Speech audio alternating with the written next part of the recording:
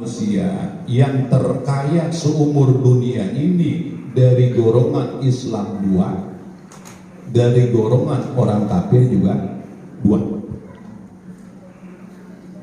Di antara 2 dari golongan umat Islam itu yang tidak ada tandingan kekayaannya menguasai alam dunia ini, itu 1 Nabi Sulaiman, kedua Dzulqarnain.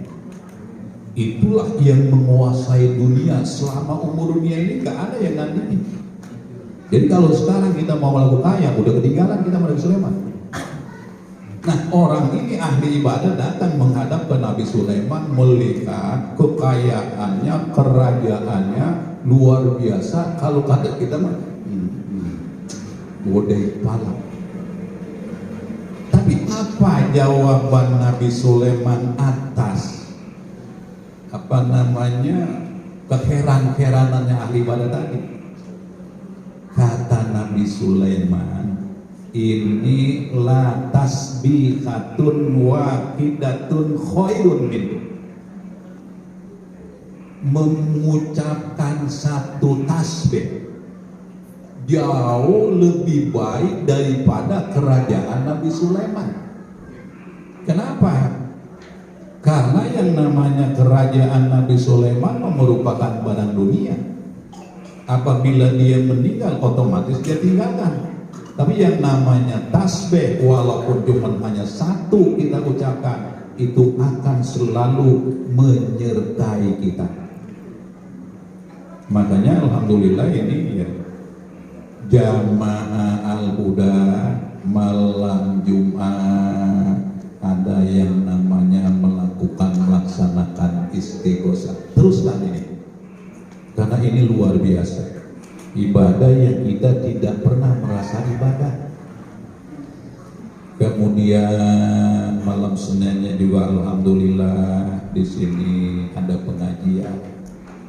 Jangan dilihat kiainya, walaupun kecil. Unjur ilam makol pula tanjur ilam mankol, kata Rasul. Lihat apa yang dia ucapin, tapi jangan lihat yang ucapin. Gitu. Kecil juga orangnya ini, ilmunya masya Allah tabarakallah. Malam Senin ya? Malam Senin alhamdulillah ada pengajian. Kalau masalah kitabnya mau kitab apa aja, mau kitab bahasa Indonesia mau kita bahasa Arab isinya tujuannya sama, mengatur tata cara yang namanya muamalah, baik itu muamalah sesama kita ataupun yang namanya muamalah kepada Allah Subhanahu wa taala alias ibadah. Karena yang namanya ibadah itu memang harus ada ilmunya. Kalau ibadah tidak ada ilmunya, cuma capek doang. Cuman alhamdulillahnya ini kan keuntungan ngaji enggak diperlihatkan sama Allah. Makanya kata Ka'ab bin Ahbar ini orang yang suka ditanyain sama Rasulullah. Rasulullah ada kesulitan itu nanya kepada Ka'ab bin Ahbar. Apa kata Ka'ab bin Ahbar? Alhamdulillah kata Ka'ab bin Ahbar, keuntungan menuntut ilmu itu Allah tidak perlihatkan dengan mata kepala. Seandainya keuntungan menuntut ilmu Allah perlihatkan dengan mata kepala, maka korbannya lebih banyak daripada korban orang mengambil sembako. Kalau sembako mah orang kelihatan. Jam 8 besok kumpul di Kelurahan Karangmulia karena Pak Lurah mau menyumbang sembako. Walaupun hujan tetap dia datang. Ya kan? Coba giliran ngaji, gerimis sedikit doang. Ya, kayaknya dibicara gitu belum datang. Gerimis. Ini kalau di sono, saya yakin di sini juga kalau beda. Sama. Yang padahal itu malah masalahnya kalau kita gerimis kita paksain, itu upahnya lain. Gedean. Kalau pahala apa? Al-manfaat bi qadril masyaqat katanya. Gede kecilnya kemanfaatan upah beramal ibadah itu disesuaikan dengan susah payah. Maka semakin jauh tempat yang kita tuju tempat pengajian ini, semakin gede pahalanya. Oh, jangan-jangan besok ada yang jadi muter jalan supaya jauh. Gitu. Nah, sekali lagi, jadi yang namanya Isra dan Mi'raj ini selama 1 tahun alhamdulillah kita masih diberikan kesempatan oleh Allah ini bertemu lagi dengan adanya waktu diisrakan dan dimi'rajkannya Nabi kita Muhammad sallallahu alaihi wasallam. Nah, kemudian yang tadi saya katakan, coba kita renungi apa yang sudah kita kerjakan selama setahun ini. Allah memberikan peluang yang luar biasa. Allah memberikan kita sehat. Allah memberikan kita rezeki. Allah memberikan kita ruang waktu. Nggak ada kesibukan. Nah, sekarang kesemuaan nikmat yang Allah berikan pada kita, baik waktu, rezeki, sehat, apa yang sudah kita lakukan? Apa yang sudah kita perbuat? Coba kita renungin gitu.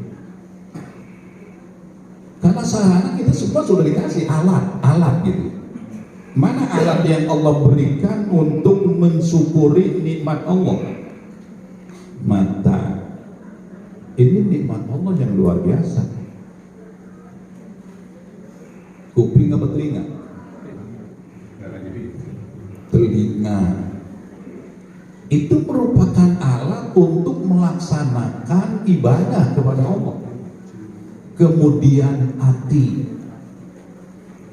Mata gunanya untuk melihat, telinga gunanya untuk mendengar, hati gunanya untuk mengetahui yang mana yang baik, yang mana yang buruk, yang mana yang diperintah, yang mana yang dilarang, yang mana yang halal, yang mana yang haram. Semua ini Allah sudah berikan. Makanya kalau manusia lahir ke alam dunia, matanya buta, telinganya buta, dia nggak wajib ibadah, nggak wajib sholat, nggak wajib puasa, dan seterusnya. Kenapa? Karena sholat butuh dengan ilmu. Orang yang buta, orang yang budak, dari mana dia mau bisa dapat ilmu? Nah, makanya kalau kita nggak mau ibadah, minta aja sama Allah, butain aja saya Allah, budekin aja saya Allah. Karena kita melihat, kita mendengar, tapi kita tidak melaksanakan perintah ibadah kepada Allah dengan semaksimal mungkin. Saya minta dibutain aja deh ya Allah kalau kamu begini. Karena mata saya tidak bisa menggunakan untuk melihat yang diperintah. Telinga saya Engkau berikan bisa mendengar, saya tidak bisa menggunakan pendengaran yang diperintah. Kebina-bina amat ini awak. Ini merupakan luar biasa. Nah, setelah Allah Ta'ala ini memberikan ruang waktu, rezeki, kesehatan 1 tahun kemarin ini adalah nikmat yang luar biasa. Allah berikan kepada kita yang wajib kita mensyukurinya. Bagaimana cara mensyukurinya? Syukur itu adalah sudah ditakrifkan, kalau kata tukang haji, kata orang intelektual, didefinisikan. Apa takrif syukur itu? Takrif syukur itu adalah sorful abdi ala jami'i ma'an amallahu ala ma khuliqa li ajli. Yang namanya syukur itu menasarukannya seorang hamba Allah. Kita ini termasuk hamba Allah. Ditasarufkan ke mana? Ala jami'i ma'an amallah, seluruh nikmat-nikmat yang Allah telah berikan kepada kita ditasarufkannya ala ma khuliqali ajli. Tujuan apa Allah menciptakan jin dan manusia? Tidak ada lain, cuma hanya untuk beribadah kepada Allah Subhanahu wa ta'ala. Wa ma khalaqtul jinna wal insa illa liya'budun. Aku tidak menciptakan jin dan manusia terkecuali dia harus pada beribadah kepada aku. Alhamdulillah, jamaah mushola Al-Huda ini luar biasa berjamaahnya, alhamdulillah. Kemudian yang tadi seperti yang namanya istighosah, adanya pengajian, maka teruskan itu. Bahkan kalau perlu tambah